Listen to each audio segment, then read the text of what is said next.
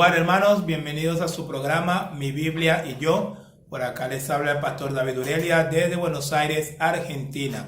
El día de hoy vamos a tratar un tema y queremos hablar acerca de por qué la Biblia tiene dos pactos. Este es el tema que les quiero compartir en estos momentos. ¿Por qué la Biblia tiene dos pactos? Por lo menos cuando usted toma la Biblia, usted va a poder darse cuenta de que la Biblia pues está conformada por dos pactos o dos testamentos, que también se utiliza esa palabra, y han habido personas, ¿no?, que han estado haciendo algunas preguntas de este tipo. Bueno, pero ¿por qué dos pactos? ¿Por qué no 12? ¿Por qué la Biblia no tiene 12 pactos y por qué solamente tiene dos? ¿Por qué no tiene 4 pactos? Hay gente que dice, bueno, pero si hay 4 evangelios, ¿por qué no hay 4 pactos? Pero no, sí, vamos a tratar de ver por qué la Biblia tiene dos pactos. En primer lugar, tenemos que saber, hay que hablar algo sobre el primer pacto, pero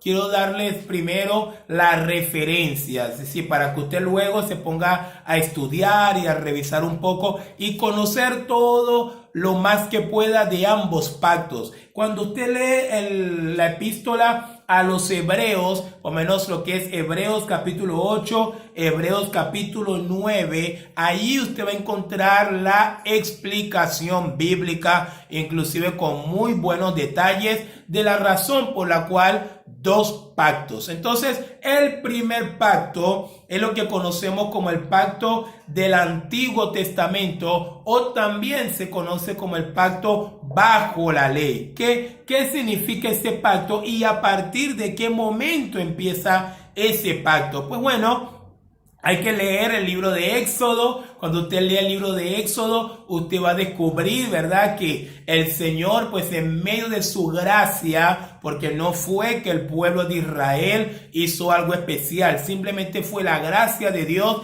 Desde Génesis capítulo 12, el Señor le hace llamado a un hombre llamado Abraham, se llamaba en aquel entonces. El Señor le llama para hacer de él una gran nación, pero más allá de que fuera una gran nación, sino una nación para él, una nación para sí mismo. Y ahí empezó Abraham. Luego en medio de los procesos que Dios también fue lidiando con este personaje, cambió su nombre, ya se llamaba Abraham, que Abraham significa padre de una multitud. Pero Abraham pues luego tuvo un hijo que se le conocía como Isaac, y ahí empezó a extenderse la promesa. Hablamos de Abraham, luego su hijo Isaac, y luego también Isaac también tiene unos mellizos, Esaú y Jacob, pero la promesa de Dios también continuó con Jacob. Ese personaje Jacob luego tiene 12 hijos. Esos 12 hijos son los que finalmente entran a Egipto por medio de una situación allí que pasó con José. Le invito a que lo lea a partir de Génesis capítulo 37 en adelante, y ahí lo va a comprender todo.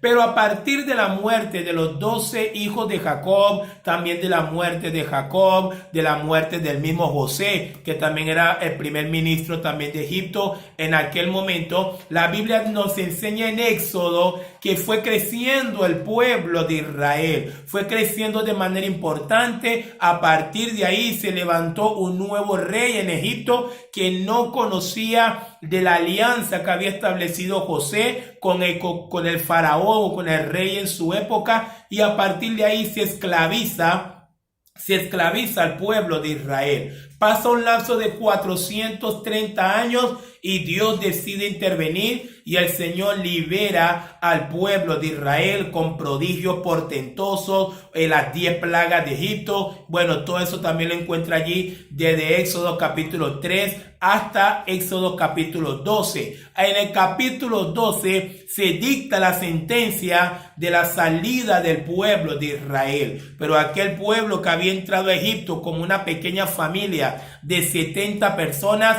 había salido con una población de casi 1.800.000 personas. Estamos hablando de que salió una nación, pero en todo el contexto de la palabra. Pero el pacto de Dios con el pueblo de Israel, que también se conoce más adelante se viene a conocer como el pacto bajo la ley, se establece a partir de Éxodo capítulo 20, cuando el Señor tiene un encuentro con este pueblo desde allí en un monte conocido como el monte de Sinaí. El Señor hace subir a Moisés y el Señor le entrega a Moisés lo que se conoce como el decálogo. ¿Qué es el decálogo? Son los 10 mandamientos. El 10 mandamientos, la palabra logo, y tenemos deca, que es la palabra griega de para 10. Entonces, ahí el Moisés recibe los 10 mandamientos y también una cantidad de preceptos, y también Moisés recibe también indicaciones para una nueva forma de culto,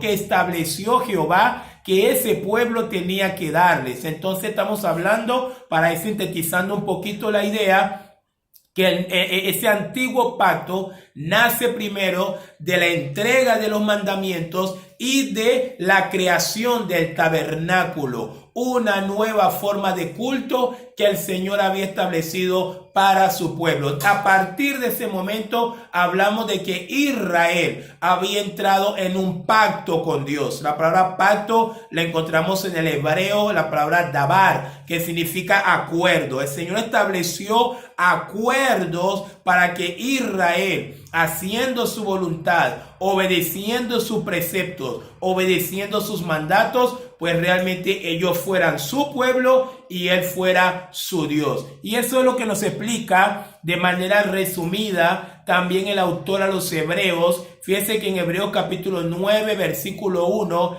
dice: ahora bien, aún el primer pacto tenía ordenanzas de culto y un santuario terrenal. Entonces, el primer pacto que encontramos en la Biblia, de hecho, cuando tomamos desde Génesis hasta Malaquías, es allí de donde nosotros podemos decir: ese es el antiguo pacto, lo que también se conoce como el primer pacto.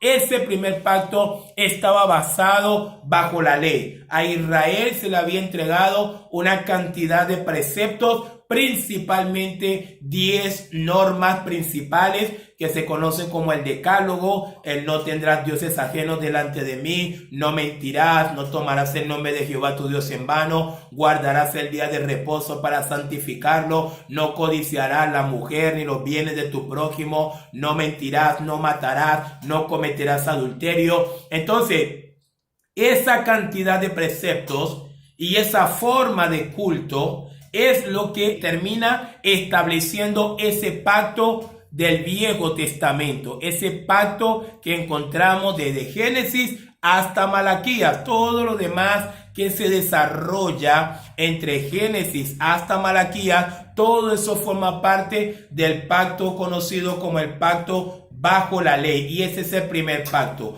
Pero ese pacto tenía limitaciones.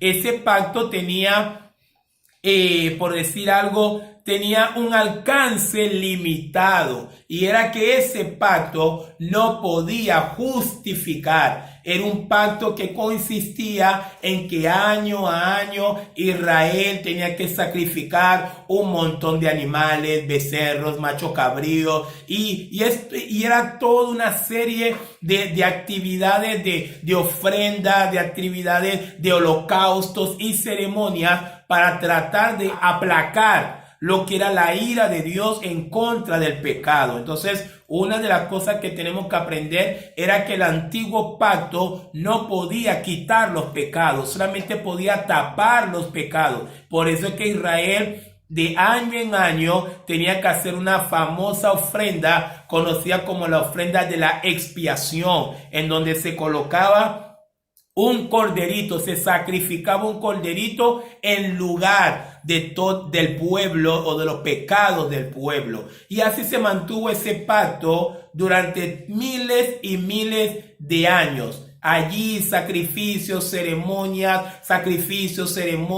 culto. Luego se estableció el tabernáculo. Luego, cuando llegamos ya al periodo monárquico. Vemos que Salomón, el Señor permite a Salomón erigir un templo espectacular, pero era lo mismo todavía. Dentro de ese templo también se mantenía esa misma forma de culto que consistía en múltiples ofrendas, en múltiples sacrificios de animales, pero que al final no terminaba siendo suficiente. No era suficiente para aplacar la ira de un Dios santo, porque los israelitas no podían guardar la ley. De hecho, nadie podía guardar la ley. Continuamente fallaban en algo y cada año este pueblo tenía que exponerse delante de Dios con todo su montón de pecado y rogar el perdón de Dios a través de sacrificar un animal o sacrificar animales.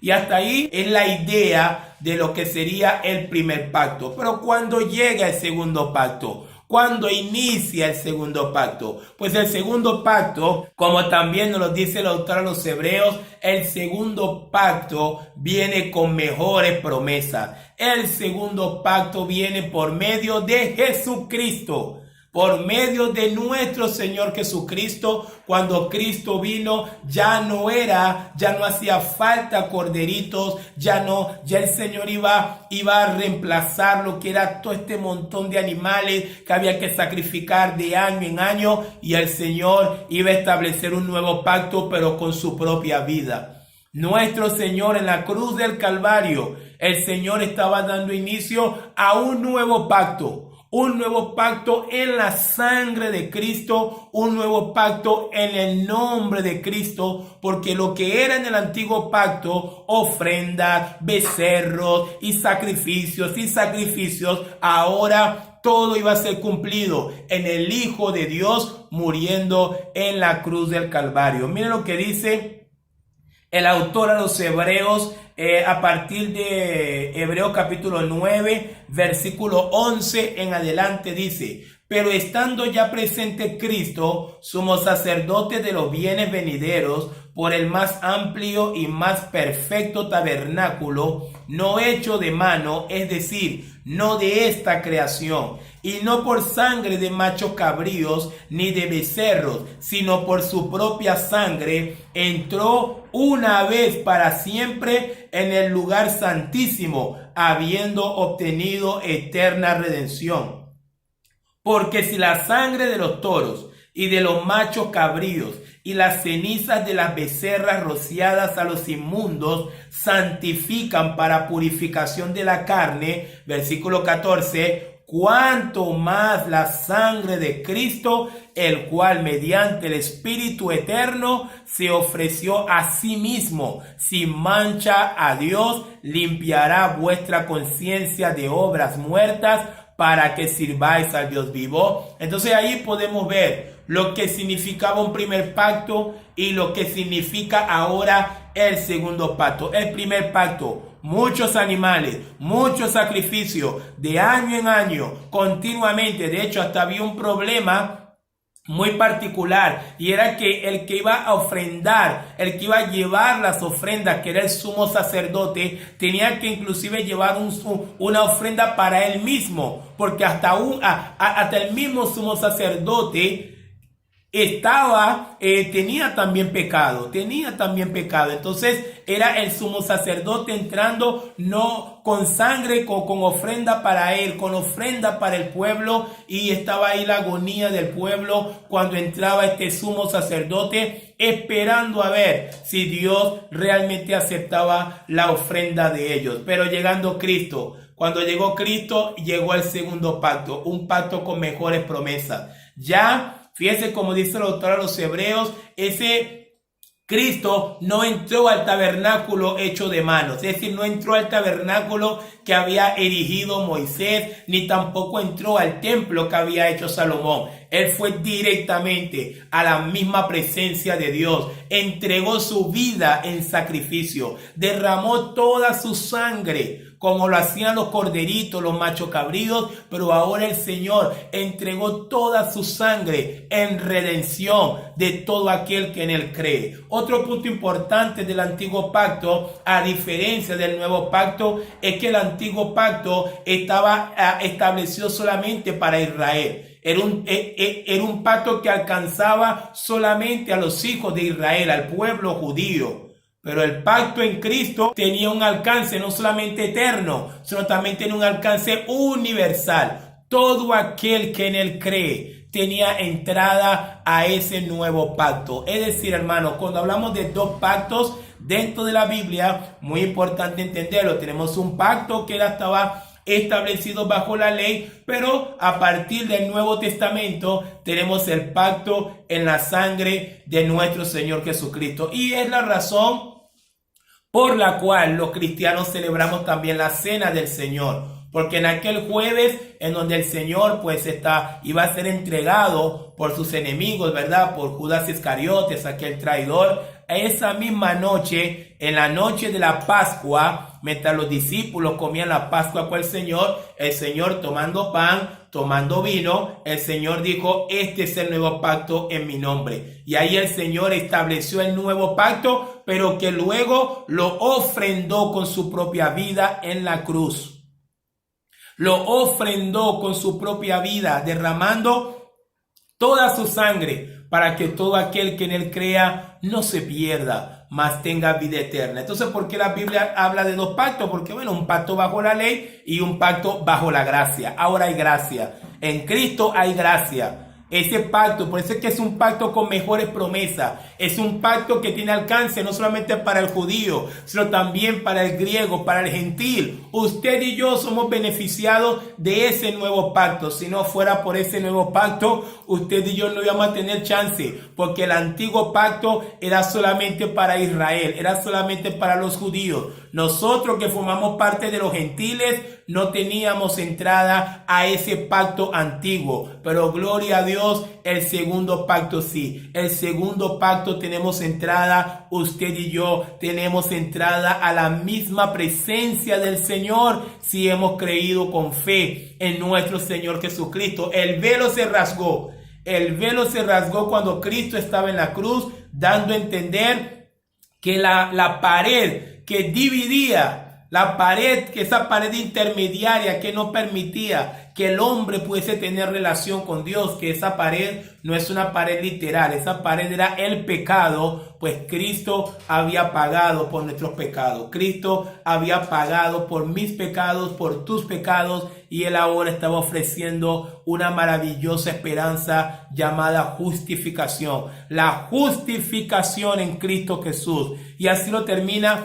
Así lo dice el apóstol Pablo en Romanos, y con esto ya les termino esta enseñanza. Romanos capítulo 5, versículo 1, el apóstol Pablo dice: justificados pues por la fe, tenemos paz para con Dios por medio de nuestro Señor Jesucristo, amados hermanos. El nuevo pacto, ese nuevo pacto en el nombre de Jesús fue el que le dio entrada, nos dio entrada a la presencia de Dios a usted y a mí, que no éramos judíos. Entonces, cuando ven la Biblia dos pactos, pues queda bastante claro. Un pacto estaba bajo la ley y otro pacto bajo la gracia. Ahora, para nosotros los cristianos el día de hoy, ¿qué pacto es el de nosotros? Es el pacto bajo la gracia. El pacto bajo la gracia. Ciertamente tenemos el pacto bajo la ley, lo seguimos estudiando, seguimos viendo todo este plan progresivo de cómo Dios obró todo este maravilloso plan de salvación para redimirnos de la condenación,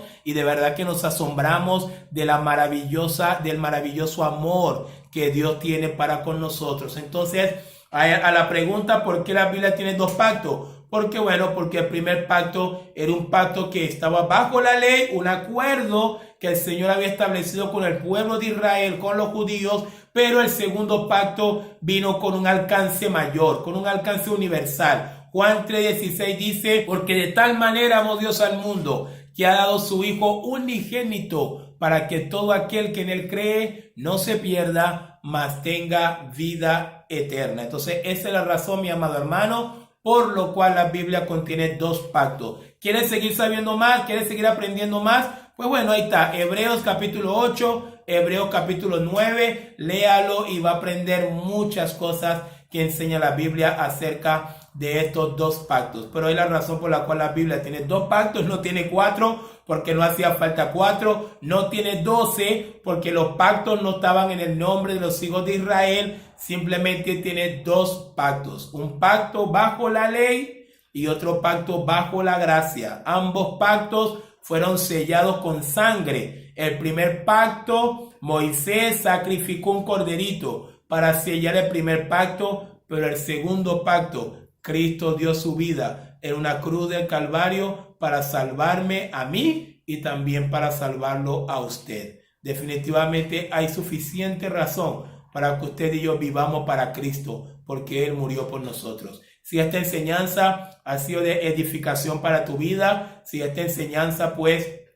te ha creado más inquietud de aprender, de conocer mucho más de la Biblia, pues te animo, lee la palabra. Si quieres también leer el libro a los Hebreos, aprovecha y lee esta preciosa epístola y yo estoy seguro que va a ser de gran bendición para ti. Por ahí va a haber también mis contactos en las redes sociales, mi Facebook, mi correo, y bueno, estamos también a la orden. Cualquier comentario lo puedes colocar allí en la parte de los comentarios. El pastor David Urelia les acaba de hablar y nos vemos en otro video.